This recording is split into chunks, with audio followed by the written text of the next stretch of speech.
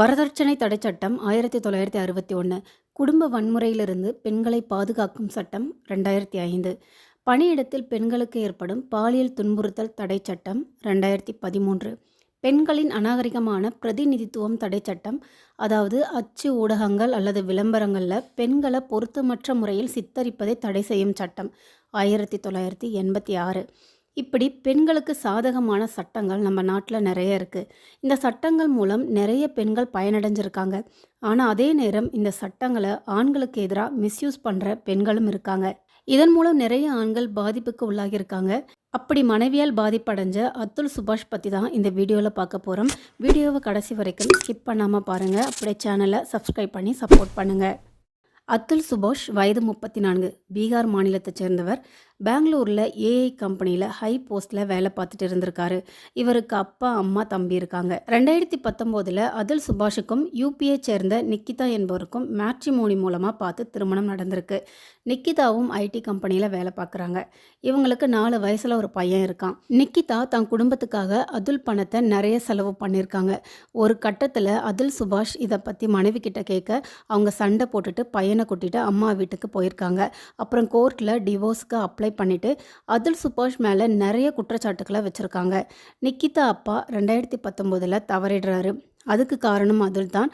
வரதட்சணையாக 10 லட்சம் கேட்டார். அதை கொடுக்க முடியாதால நெஞ்சுவலி வந்து தவறிட்டாருனும், இயற்கைக்கு மாறாக செக்ஸ் அப்யூஸ் பண்ணுறாருனும், என்னை சரியாக பார்த்துக்கலன்னு அது இதுன்னு நிறைய குற்றச்சாட்டுக்களை முன் வச்சுருந்துருக்காங்க. இந்த கேஸுக்காக அதுல் 2 வருஷத்தில் 40 முறை ஜான்பூர் போயிட்டு வந்திருந்திருக்காரு. இவர் ஒவ்வொரு முறையும் ஒரு குற்றச்சாட்டில் இருந்து வெளியே வர வர நிக்கிதா வேறு கேஸை இவர் மேலே போட்டிருக்காங்க. இதனால் மனவேதனை அடைஞ்ச அதுல் பெங்களூர் மஞ்சுநாத் லே அவுட்டில் இருக்க தன்னுடைய வீட்டில் சூசைட் பண்ணிக்கிட்டாரு. சூசைட் பண்ணுறதுக்கு முன்னாடி ஒரு 80 நிமிட வீடியோவை ரெக்கார்ட் பண்ணியிருக்காரு. 24 பக்கத்துக்கு ஒரு லெட்டர் எழுதி வச்சுருக்காரு. வீடியோவை வாட்ஸ்அப்பில் இருக்க என்ஜிஓ குரூப்புக்கும் அனுப்பியிருக்காரு. அந்த வீடியோலையும் லெட்டர்லேயும் என்ன சொல்லியிருக்காருன்னா, 2019 எங்களுக்கு திருமணம் நடந்தது. திருமணத்துக்கான செலவுகளை நான் தான் பார்த்தேன். பெண் வீட்டில் இருந்து எதுவும் தரலை. நிக்கிதாவோட அப்பா, அம்மா, அண்ணா, மாமாவுக்காக நிறைய செலவு பண்ணேன். நான் 10 லட்சம் வரதட்சணை கேட்டதா கோர்ட்டில் சொல்லியிருக்காங்க. ஆனால் கல்யாணம் நடந்ததே அவங்க அப்பாவுக்கு 10 வருஷமாக ஹார்ட் இஷ்யூஸ் இருக்குது. அதனால சீக்கிரம் கல்யாணம் பண்ணணும்னு சொன்னாங்க. நான் பணம் எதுவும் கேட்கலன்னு சொல்லியிருக்காரு. நான் மாதம் 40,000 என் பையனுக்காக கொடுத்துட்டு இருக்கேன். ஆனால் அது பத்தாது, 2 லட்சம் வேணும்னு கேட்குறாங்க. என் பையனை நான் ஒரு முறை பார்க்குறதுக்கு 30 லட்சம் கொடுத்தா தான் பார்க்க முடியும்னு சொல்கிறாங்க. ஜீவனம்சம் தொகையாக 3 கோடி கேட்குறாங்க. ஏற்கனவே அந்த குடும்பத்துக்காக நிறைய செஞ்சுட்டேன். திரும்ப திரும்ப பணத்தை என்கிட்ட சுரண்டிட்டே இருக்காங்கன்னு எழுதியிருக்காரு. கோர்ட்டில் இவர் ஜட்ஜிக்கிட்ட பெண்களுக்கு சாதகமான சட்டத்தால் தவறு செய்யாத நிறைய ஆண்கள் தற்கொலை பண்ணிக்கிறாங்கன்னு சொல்லியிருக்காரு. அதுக்கு நிக்கிதா கோர்ட்லேயே நீயும் போய் பண்ணிக்க வேண்டியதுதானேன்னு சொல்லி சிரிச்சிருக்காங்க. ஜட்ஜும் எதுவும் சொல்லாமல் அவங்களும் சிரிச்சிருக்காங்க. நிக்கிதா அம்மாவும் அதுல்கிட்ட கோர்ட்டில் இப்படி சொன்னீங்களாமே, அப்படியே பண்ணிக்க வேண்டியதுதானேன்னு சொல்ல, அதுக்கு அதுல் நான் இறந்துட்டா உங்களுக்கு எப்படி காசு கிடைக்கும்னு கேட்டிருக்காரு. அதுக்கு நிக்கிதா அம்மா, நீங்கள் இறந்துட்டா உங்கள் சொத்து உங்கள் அப்பா, அம்மா, தம்பிக்கு போகும். அவங்களையும் இறந்துட சொல்லுங்கள். சொத்து எல்லாம் உங்கள் பையனுக்கு வந்துடும். பையன் எங்ககிட்ட தான் இருக்கான். அப்புறம் எல்லாமே எங்கள் பொண்ணுக்கு தானேன்னு சொல்லியிருக்காங்க. அதுக்கு மேலே ஜட்ஜு ஒரு 5 லட்சம் கொடுத்தா உன்னை கேஸில் இருந்து விடுவிக்கிறேன்னு லஞ்சம் கேட்டிருக்காங்க. இதனால் மனவேதனை அடைஞ்ச அதுல் சுபாஷ், நான் மாதம் கொடுக்குற பணத்தை வச்சு எனக்கு எதிராக என் மனைவி கேஸ் போடுறா. நான் கட்டுற வரி பணம் மூலம் இயங்குகிற இந்த கோர்ட் தப்பு செய்யாத எனக்கு எதிராக செயல்படுது. நான் இருந்தால் தானே என்கிட்ட பணம் சுரண்டுவாங்க. நான் இல்லைனா எப்படி சுரண்ட முடியும்னு, அதனால என் உயிரை நானே எடுக்க விரும்புகிறேன்னு சொல்லியிருக்காரு. நான் இறந்ததுக்கப்புறம் என் அப்பா, அம்மாவை யாரும் டிஸ்டர்ப் பண்ணாதீங்க. என் மகனை என் அப்பா, அம்மா கிட்ட விடுங்க. அவங்க பாசத்தை காட்டி வளர்ப்பாங்க. நிக்கிதா கிட்ட இருந்தால் அவளுடைய குடும்பம் குணம் தான் என் பையனுக்கு வரும்னு சொல்லியிருக்காரு. இந்த கேஸ் யூபி கோர்ட்டில் சரியாக நடக்காது.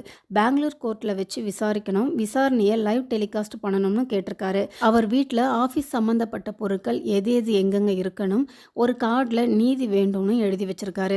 அது மட்டும் இல்லை, எக்ஸ் மற்றும் லிங்க்டின் தளத்தில் எலான் மஸ்க் மற்றும் ட்ரம்ப்புக்கு இந்தியாவில் சட்டப்படி ஆண்கள் இனப்படுகொலை செய்யப்படுறாங்க. நீங்கள் தான் லட்சக்கணக்கான ஆண்களை காப்பாற்ற வேண்டும். இந்தியாவில் மீண்டும் கருத்து சுதந்திரம் கொண்டு வர வேண்டும்னு பதிவு பண்ணியிருக்காரு. இந்த கேஸில் எனக்கு நியாயம் கிடைச்சா என் அஸ்தியை தண்ணியில் கரைங்க, நியாயம் கிடைக்கலனா கோர்ட்டில் இருக்க சாக்கடையில் விட்டுடுங்கன்னு தன்னுடைய திருமண வாழ்வு மூலம் அவர் பட்ட கஷ்டங்களை பதிவு பண்ணியிருக்காரு.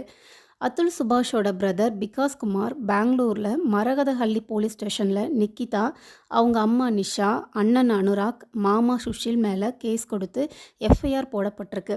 2 பிரிவுகளின் கீழ் போலீசார் வழக்கு போட்டிருக்காங்க. பிரிவு 108 கீழ் தற்கொலைக்கு தூண்டுதல், பிரிவு 3(5) ஒரு நபருக்கு எதிராக 1 அல்லது அதற்கு மேற்பட்ட நபர்கள் செயல்படுதல் கீழ் வழக்கு பதிவாகி இருக்கு. அதுல் சுபாஷோட ஃப்ரெண்ட் ஒரு விஷயத்த சொல்லியிருக்காரு. கோவிட் டைமில் நிக்கிதாவுக்கு கொரோனா வந்திருக்கு. அப்போ அதுல் தான் நல்லா பார்த்துக்கிட்டாராம். ஓடி ஓடி போய் மருந்து வாங்கிட்டு வந்து சாப்பிட சொல்வாராம். ஆனால் நிக்கிதா அந்த மருந்தை சாப்பிட மாட்டாங்களாம். நிக்கிதாவால் அதுல் சுபாஷ் ரொம்ப புலம்பிட்டே இருப்பார். அந்த பெண்ணால் நிறைய ஸ்ட்ரெஸ் ஆகியிருக்காருன்னு சொல்லியிருக்காரு. இப்படிப்பட்ட ஒரு மனிதர் மேலே எப்படி பொய்யான குற்றச்சாட்டுக்களை ஒரு பெண்ணால் சொல்ல முடிஞ்சதுன்னு தெரியல. பெண்களுக்காக போடப்பட்ட சட்டங்கள் எல்லாம் பாதுகாப்புக்காக போடப்பட்டதை தவிர ஆண்கள் மீது மிஸ்யூஸ் பண்ணல. Morocco famous football player Ashraf Hakimi, இவருடைய ஒய்ஃப் ஹீபா அபுக், இவங்க ஒரு நடிகை. இவங்களுக்கு 2 குழந்தைங்க இருக்காங்க. கருத்து வேறுபாடு காரணமாக ஹீபா டிவோர்ஸ்க்கு அப்ளை பண்ணுறாங்க. ஜீவனாம்சம் தொகையாக நிறைய பணம் கேட்டிருக்காங்க. தீர்ப்பு சொல்கிற அன்னைக்கு ஹக்கிமி தன்னுடைய அக்கௌண்ட்டில் பணம் எதுவும் இல்லைனும் தன்னுடைய பெயரில் எந்த சொத்தும் இல்லைன்னு கணக்கு காட்டியிருக்காரு. இந்த நியூஸ் எல்லாரையும் அதிர வச்சது, குறிப்பாக ஹீபாவுக்கு. ஹக்கிமி தன்னுடைய சொத்துக்கள் எல்லாத்தையும் தன்னுடைய அம்மா பேரில் எழுதி வச்சுட்டாராம். அத்துலும் சூசைட் முடிவு எடுக்காமல் இந்த மாதிரி ஏதாவது ட்ரை பண்ணியிருக்கலாம்.